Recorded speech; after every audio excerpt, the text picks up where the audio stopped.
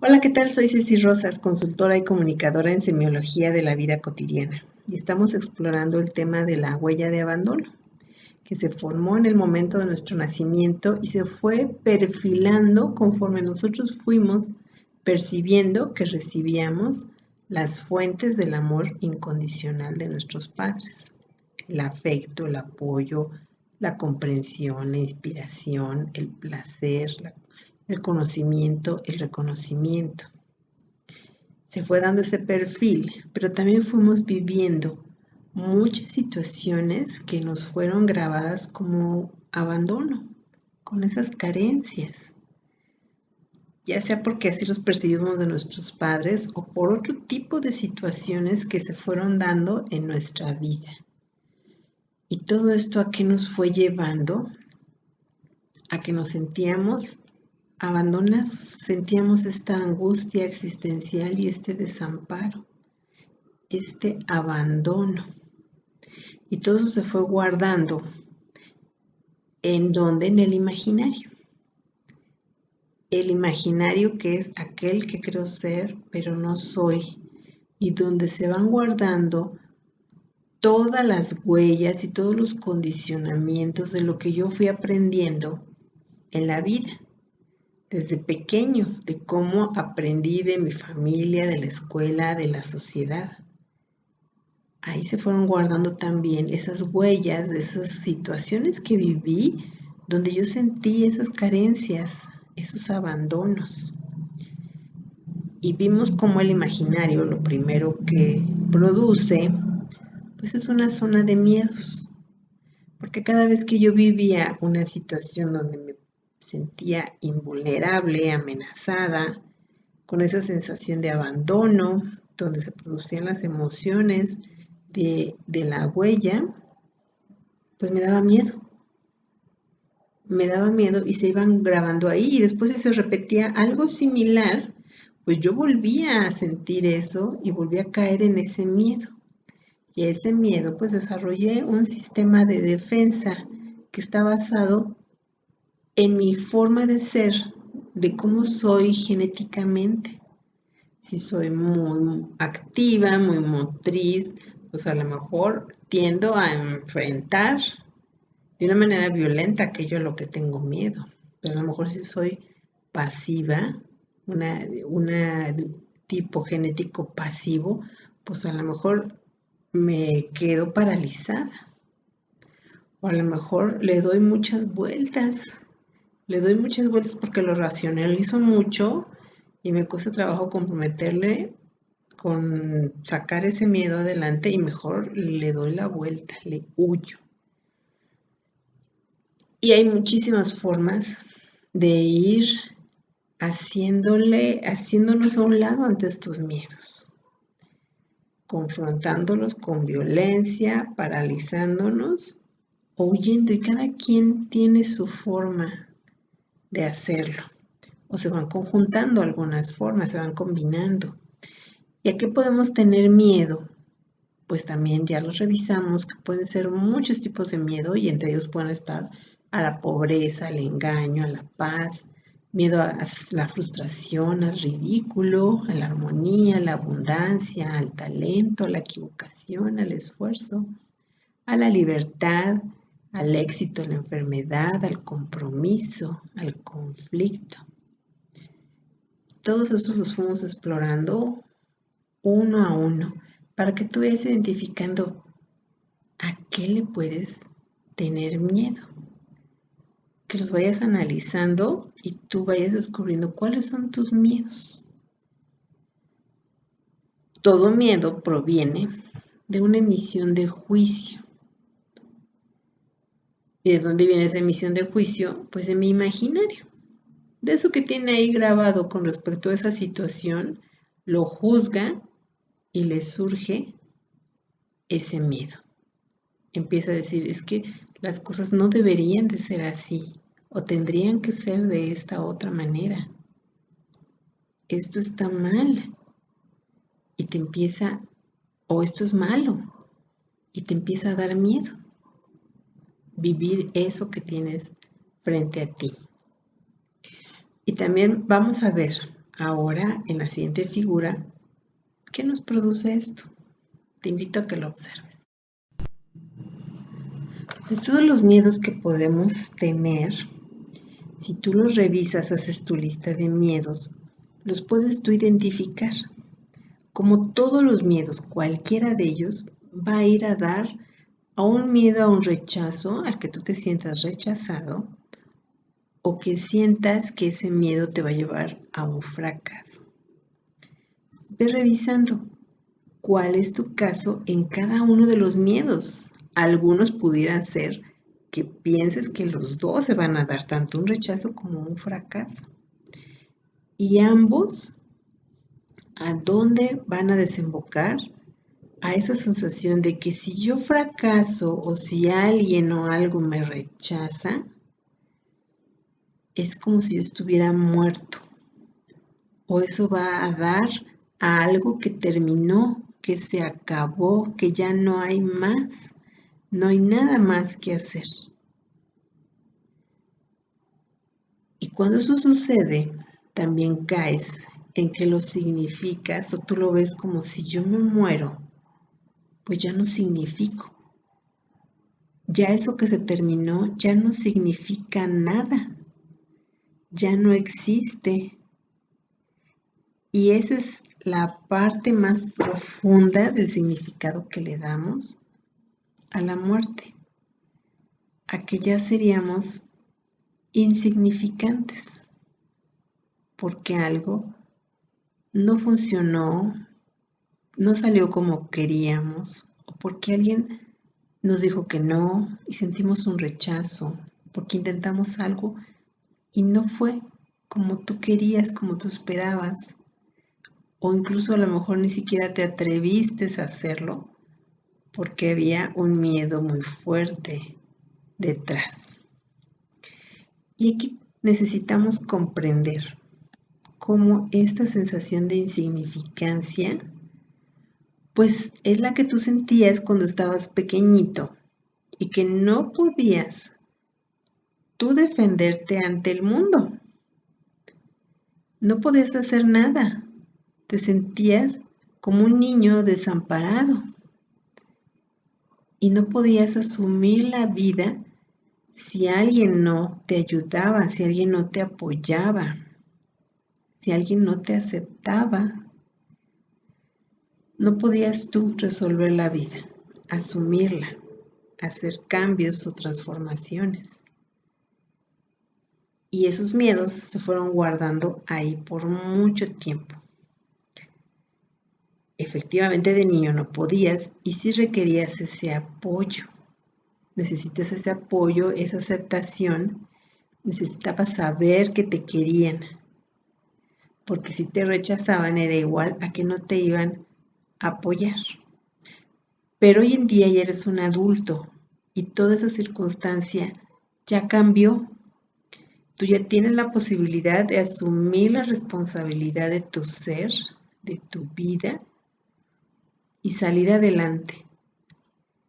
Y mirar hacia adelante cualquier cosa que suceda desde otra perspectiva, ya no desde la del miedo, donde tú te detienes o te paralizas o le das la vuelta o te peleas.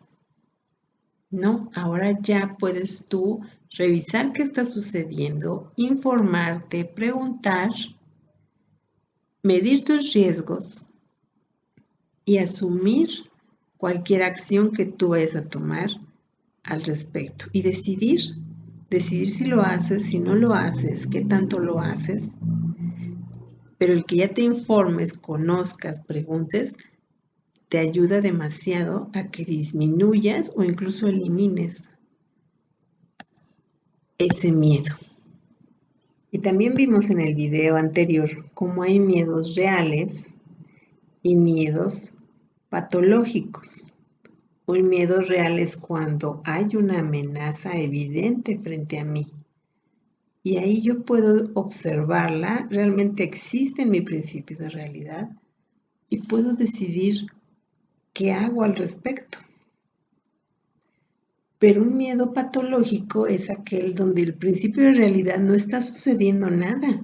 No hay nada en realidad que me esté amenazando y sin embargo yo en mi mente empiezo a crear un miedo de algo que no existe, que no es real, pero yo lo estoy produciendo y lo estoy muchas veces ahí repitiendo en mi mente por días, por semanas, y puede llegar a ser un miedo ya incluso enfermizo, que no me deja vivir, afecta a mi proyecto de vida.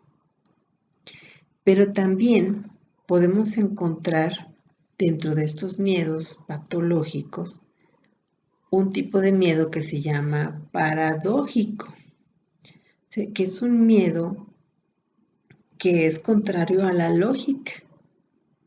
Y aquí puede suceder, veíamos que hay personas que pueden tener miedo a la armonía, miedo a la paz, miedo al éxito, miedo a sus talentos. Es cómo van a tener miedo a eso. Es que es un miedo paradójico, que es opuesto a lo que sería lógico. ¿Por qué? Porque creen que no se lo merecen. Creen que no merecen una vida exitosa, armónica, en paz, donde puedan desarrollar sus talentos, porque seguramente vivieron una situación en su vida y en la temprana infancia que era totalmente lo opuesto. A lo mejor vivieron vidas con muchos conflictos, con muchas amenazas, donde tenían que negarse a sí mismos. Y ahorita, o ya siendo adultos, pues ya no conciben la vida de otra manera. La ven así.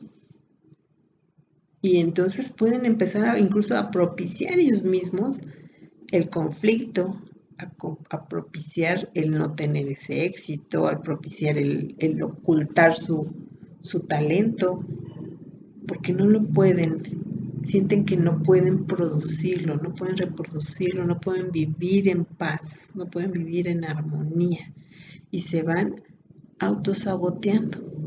Es como un castigo y obedece al juicio de, es que no me lo merezco. Si yo en mi casa siempre viví conflictos, siempre viví el que me estuvieran negando, diciendo que yo no podía hacer tal cosa, yo no era capaz de hacer ciertas cosas, iba negando mi talento, pues entonces yo mismo soy la que está ahora autocastigándose. Se está negando, me estoy autonegando y por lo tanto no puedo vivir lo que sí quisiera vivir. Me voy autosaboteando, pienso que no lo merezco. Y esos son los miedos paradójicos, que le tienes miedo a ser exitoso, tienes miedo a desarrollar tu talento, tienes miedo a conseguir tal vez un trabajo donde te paguen mejor, tienes miedo de hacer un viaje donde vas a disfrutar, no sé, a lo mejor 15 días, un mes de vacaciones. Sientes que no lo mereces y hay que revisar qué sucedió ahí, qué hay detrás de esos miedos. Y otro aspecto también muy importante a revisar es que cuando vivimos estos miedos que desembocan al fracaso, a esa sensación de rechazo, que ambos desembocan en la muerte, es decir, pues aquí ya no hay más, hasta aquí llegó, por lo tanto soy insignificante, soy insuficiente. Y esto me genera el estado de angustia, que es esta emoción de la huella de abandono, la angustia existencial. Y cuando caigo en esa emoción de la angustia existencial, pues no sé qué hacer conmigo mismo. No veo opciones. Estoy inmersa en mi miedo, estoy inmersa y perdida en ese significado de sentir que ya no hay más, que estoy como muerta en vida. que no significo para nadie ni para mí, que no fui suficiente porque alguien me rechazó, porque alguien me dijo que yo había fracasado. Pero ambos son un significado. Es un significado que hay que darle la vuelta, porque en semiología vemos precisamente que no hay nada que no signifique. Absolutamente todo significa, entonces la insignificancia no existe. Yo le estoy dando esa manera de entenderlo, de interpretarlo. Pues yo también puedo darle la vuelta y resignificarlo de otra forma. Porque si no, ese estado de angustia me va a llevar al ámbito de la locura y donde ya me pierdo con respecto a lo que está sucediendo en mi principio de realidad. Ya no observo adecuadamente o ya no veo o veo cosas que no existen en mi principio de realidad. Y ya no me siento capaz de ir resolviendo yo mi vida. Porque siento que no soy nadie y que mi vida depende de la aceptación del otro. Porque estoy siempre esperando que el otro me valide, me haga sentir que sí soy. Porque de otra manera, si no me mira, si no me acepta, me siento insignificante y desemboco muy fácilmente a este estado de locura. Entonces, revisa, ¿tú cómo te percibes a ti mismo? ¿Aún te percibes a través de la percepción del otro?